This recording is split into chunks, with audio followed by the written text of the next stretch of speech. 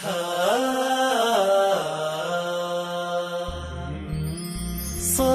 صوم صوم بشهر رمضان صوم صوم صوم صوم صوم صوم بشهر رمضان صوم صوم صوم صوم صمنا ذيو فرض كأوغا فقراء ذا سكذا سيا صمنا ذيو فرض كأوغا فقراء ذا سكذا سيا سقذ دحل الكيتوسا ربي أسجود بريا ربي أسجود ركوعا سقذ دحل الكيتوسا ربي أسجود بريا ربي أركوع سجودا رمضان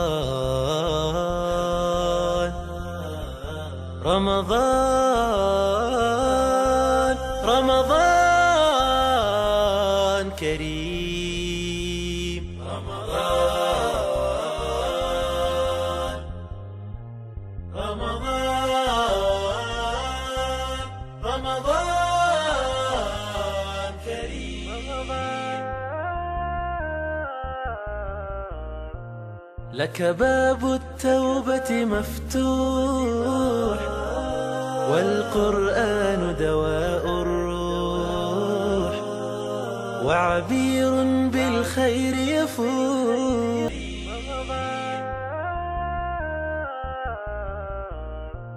لك باب التوبة مفتوح. بسم الله الرحمن الرحيم. الحمد لله رب العالمين، ثم الصلاة والسلام على رسول الله وعلى آله وصحبه أجمعين، وبعد. السلام عليكم ورحمة الله تعالى وبركاته. daawadayaal kusoo dhawaada barnaamijkeeni weedha culimada xalqadiisii 11aad ugu hore waxaan leenahay ramadaan kariim dhamaantiinba. daawadayaal sida caawa inoo joogta ee barnaamijkeena ku casuuman waxa weeye fadiilada sheekh maxamed ibraahim jaamic. ugu horeyn aynu soo dhaweyno daawadayaal kusoo dhawo sheekh barnaamijka caawa iyo weedha culimada. daawadayaal waxaanu kusoo dhex jirnay barnaamijkeeni oo inoo soo socday. waxaynu maraynaa xalqadii 11aad ciwaankeedana uu yahay toobada iyo kafaarad gudka toobadu ay leedahay. mawduucaas baynu caawa sheekha ka dhageysan doonaa, martina aynu uga nahnay si faahfaahsan oo mudacaysanna sheekha ayaynu ka dhageysan doonaa. daawasho wanaagsan. tafadal sheekh. بسم الله الرحمن الرحيم. الحمد لله رب العالمين، والصلاة والسلام على رسول الله وعلى آله وصحبه أجمعين. أما بعد، السلام عليكم ورحمة الله وبركاته. walaalayaal ilaahay subxaana watacaala ayaynu mahadnaqaynaa ina soo gaarsiiyey bisha ramadaan.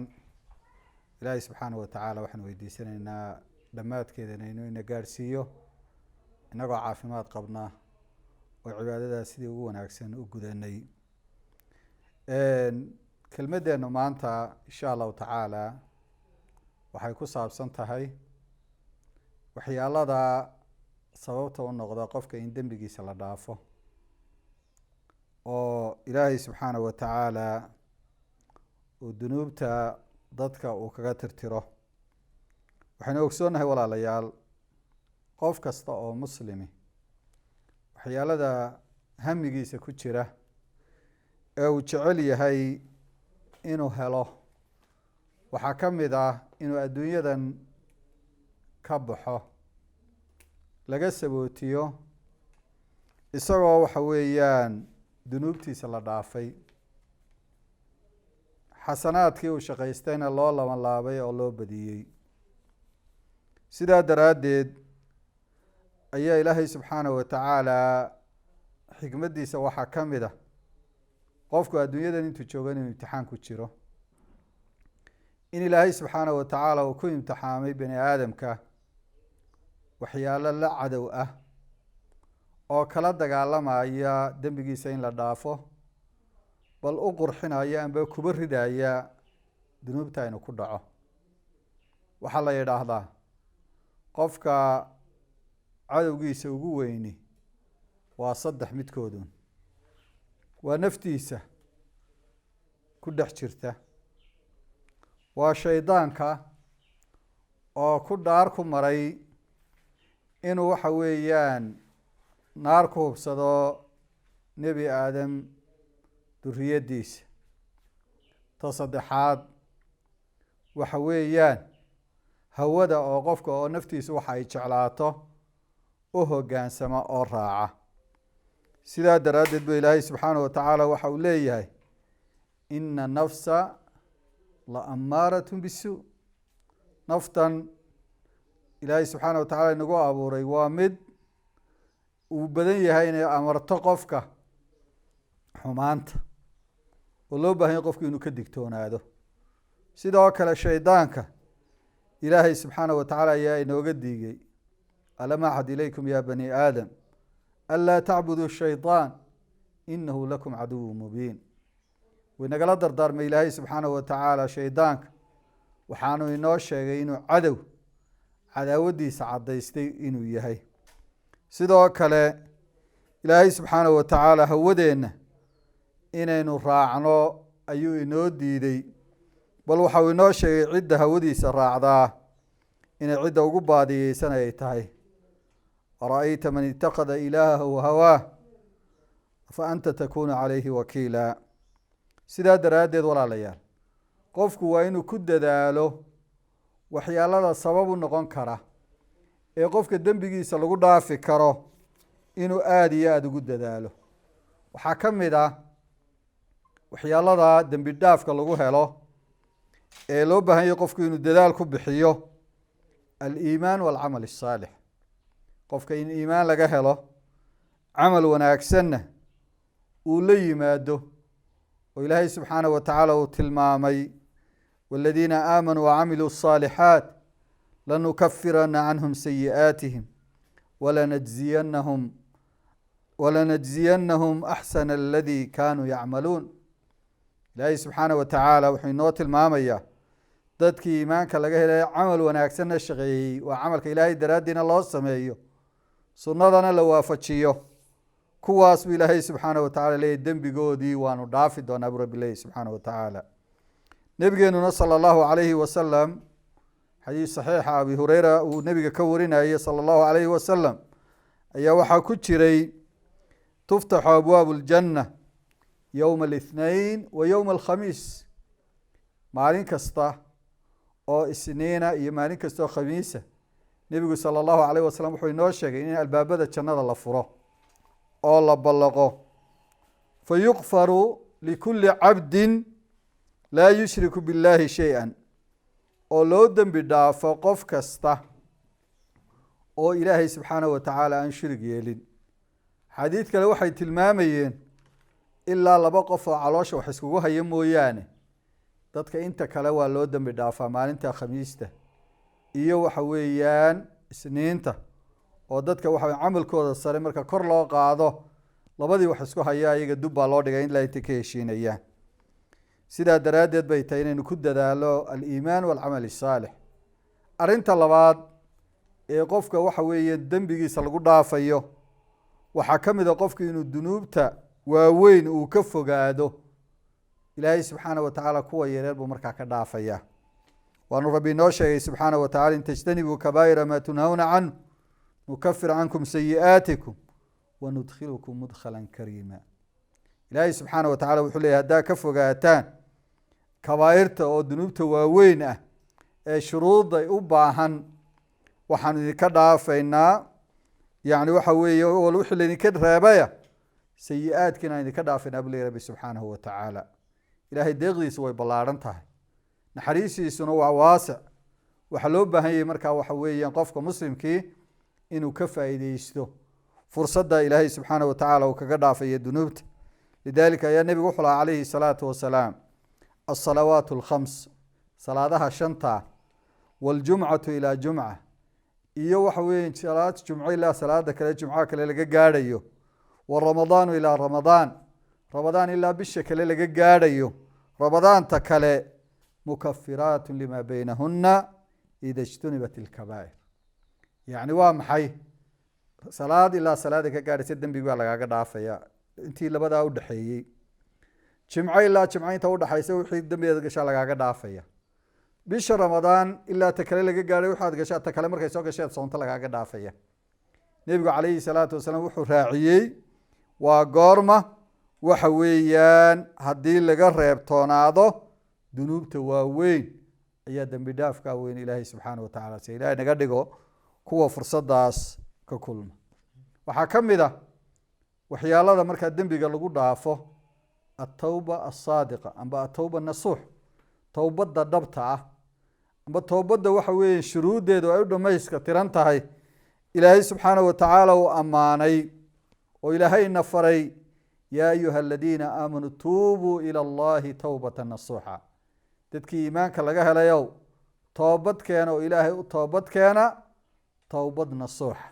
culimadu towbatu nasuux waxay yidhahdeen waa towbadda laga helay waxa weeyaan shuruuddii toobaddu lahayd oo ah kow qofku dembigii uu ku dhacay inuu faraha ka qaado, laba inuu ka qoomameeyo ku dhicitaankii uu ku dhacay, inuu go-aansado dub dambe inaanu dembigaa ugu noqonahayn, afar haddii xuquuq bani aadam ay jirtay xoolo dhiig xan waxyaalo markaa waxa weeye cid bani aadan oo kale aad ka gashay inaad waxa weeye ka xalaaloosho oo waxa weeye hadday xoolahay iska celisid, haddii cirdigiisa aad qofka meel kaga dhacday aad ka xalaashatid, taas ayaa loo baahan yahy. towbaddu markaa sidaa ay noqoto towbatu nasuux bay noqonaysa. taa waanu ilaahay amray, liibaan baana lagu helaya marka la toobad keeno. oo ilaahay baa yihi subxaanahu watacaala watuubuu ila allahi ayuha almu'minuun lacalakum tuflixuun. watuubuu ila allah, watuubuu ila allahi jamiica ayuha almu'minuun. toobad keena dhammaantiin dadkii muuminiintow. waxaa laga yaaba qofku inuu isweydiiyo idhaahdo oo waaba muuminiin waa maxay toobadkeenku? yacni waxa weeyaan nebi maxamed sala allahu calayhi wasalam ayaa maalintii 70 jeer wax ka badan ilaahay dembi dhaaf weydiisan jiray. marka waxa weeyaan qofna kama dhergeeya toobadda, waxa weeyaan in la cusboonaysiya loo baahan yahy. dadka muuminiinta iyo cibaadaysanaya laftooda inay badiyaan baa loo baahan yahy.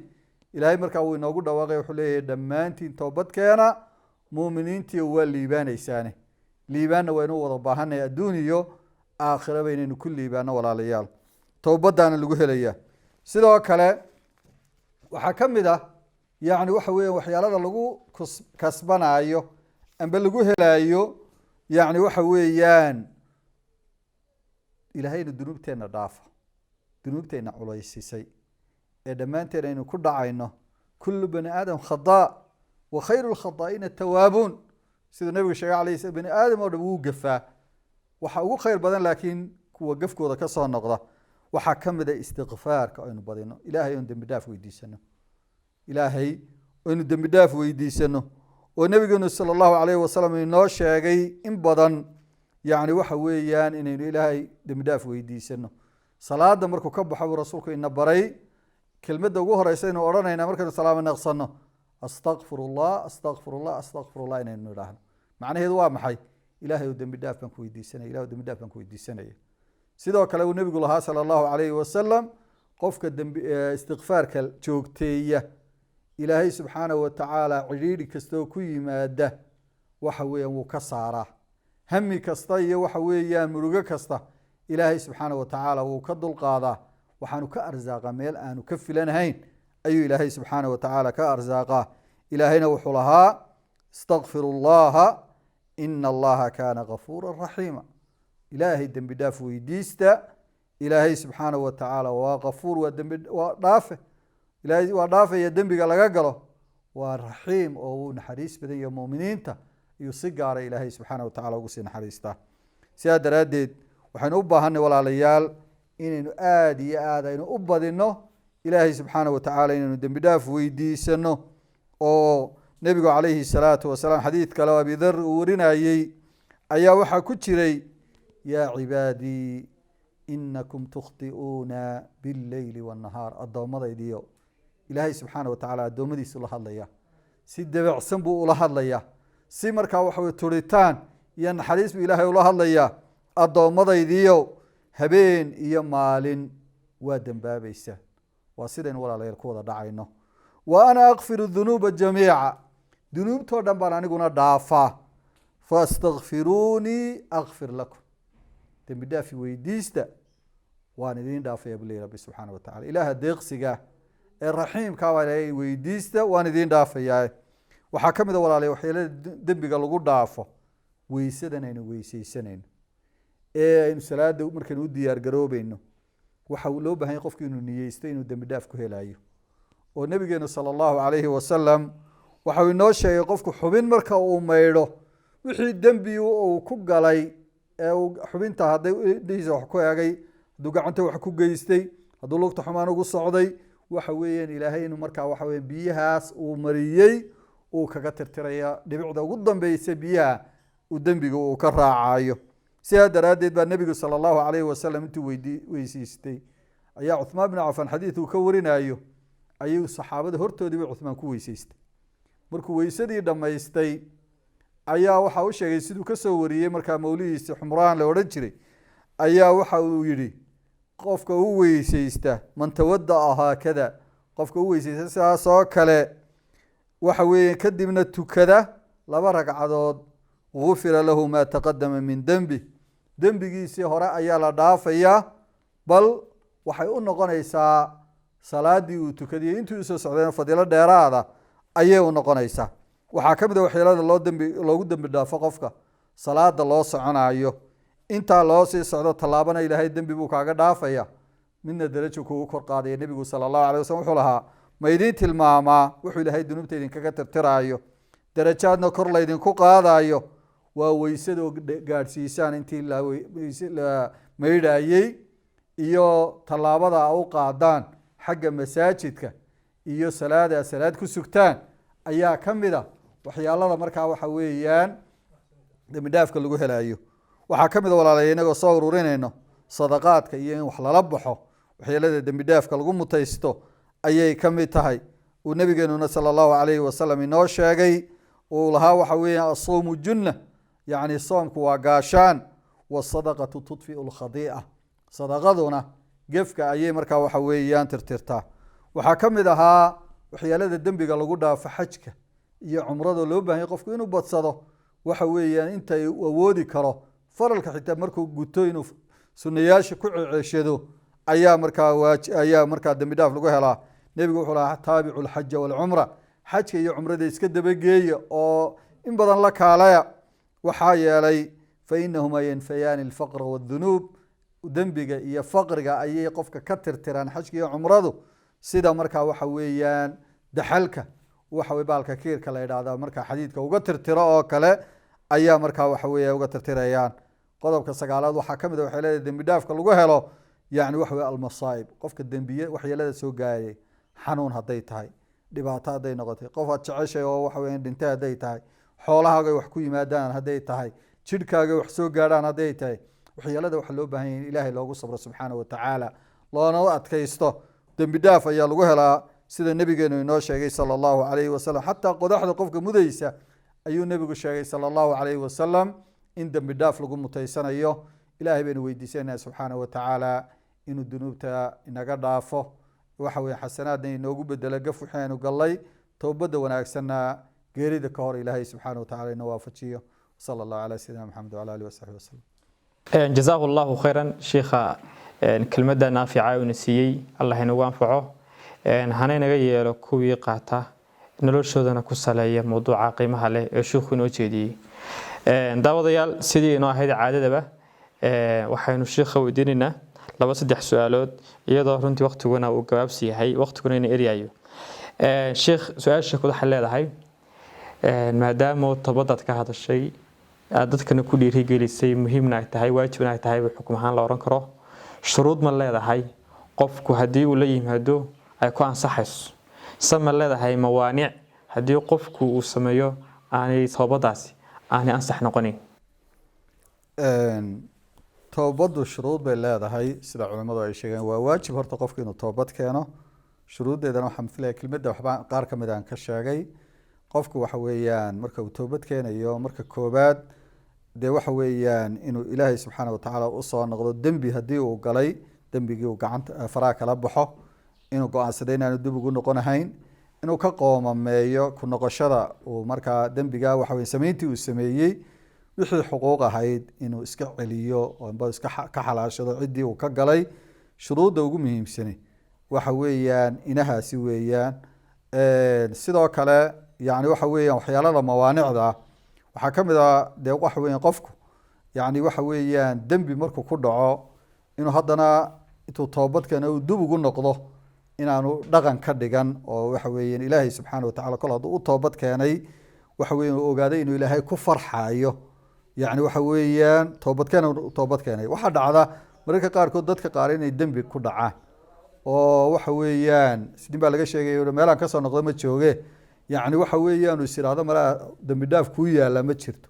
nebigana wuxuu inoo sheegay calayhi salaatu wasalaam nin 99 nafood waxa weeyaan gooyey oo ilaahay u toobad keena toobadiisa dhan markay noqotay bal boqol isagoo dilay ilaahay toobadiisa uu ka aqbalay. qul yaa cibaadiya aladiina asrafuu calaa anfusihim laa taqnadu min raxmat illah. ilaahay baa dadkii naftooda ku xadgudbayo yani ha ka quusanina ilaahay naxariisiisa.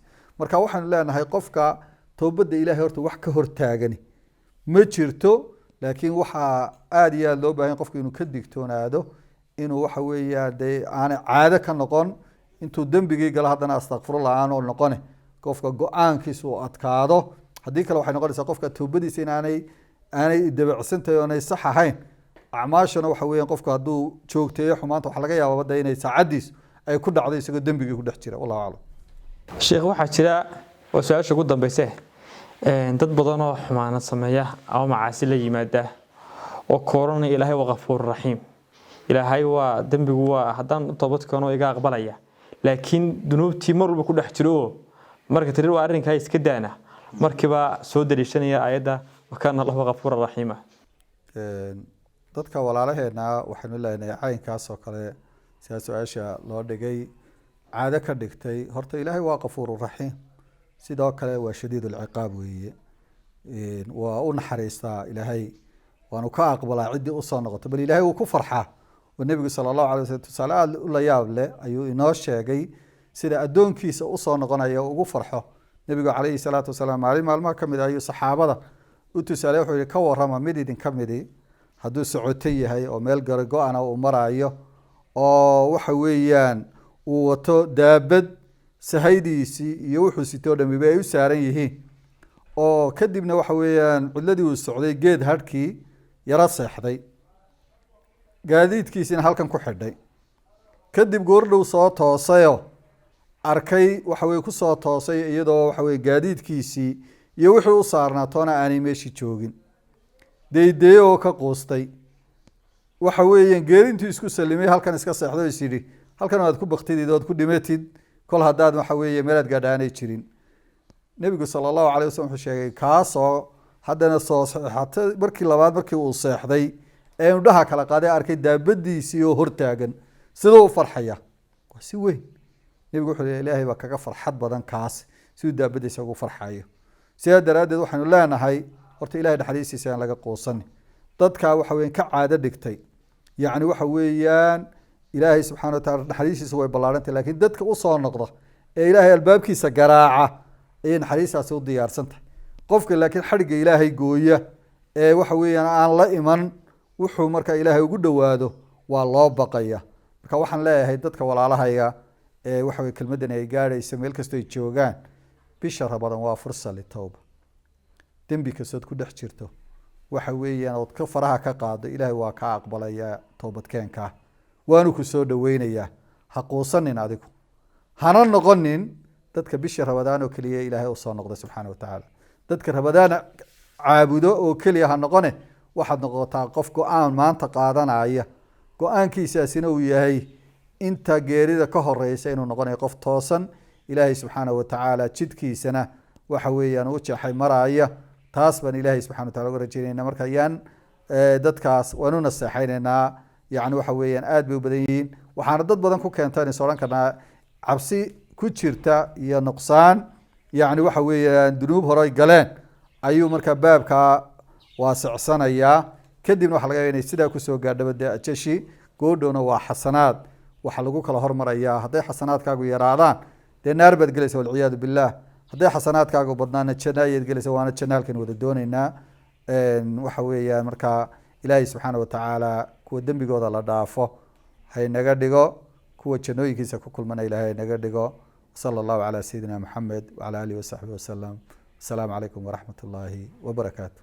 لك باب التوبة مفتوح، والقرآن دواء الروح، وعبير بالخير يفوح.